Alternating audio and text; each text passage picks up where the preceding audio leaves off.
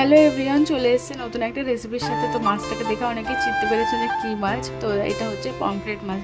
এটা আজকে দারুণ একটা রেসিপি রান্না করব।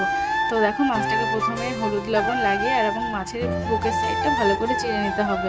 আর এদিকে দেখো কিছু মশলা নিয়ে নিয়েছি, আদা রসুন পেঁয়াজ কাঁচা লঙ্কা আর ধনেপাতা ভালো করে পেস্ট করে নিয়েছি। তো করছি হচ্ছে পমফ্রেট মাছের তাওয়া ফ্রাই, খুব টেস্টি হয়। তার জন্য নিয়ে নিয়েছি আরও কিছু গুঁড়ো মশলা, যেমন ধনে গুঁড়ো, জিরে গুঁড়ো, হলুদ গুঁড়ো, লঙ্কা গুঁড়ো, গরম মশলার গুঁড়ো আর একটু ভাজা মশলা ছিল, সেটাও অ্যাড করে দিয়েছি।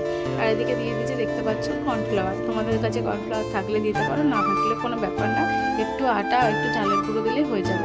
তারপরে দেখো প্যানে ভালো করে তেল দিয়ে তেলটাকে ভালো করে গরম করে নিতে হবে। তারপরে মাছটাকে খুব সাবধানে দিতে হবে, কারণ মাছ ভাজতে গেলে স্বাভাবিক সবার একটু ভয় লেগে। প্রথমে একটু ভুল হয়েছিল, কেমন ছিটিয়ে ছিটিয়ে গেছিলো। সেকেন্ড টাইম দেখো খুব সুন্দর হয়েছিল। তারপরে একটু পেঁয়াজ লেবু দিয়ে সস দিয়ে সার্ভ করে নিতে হবে। টাটা।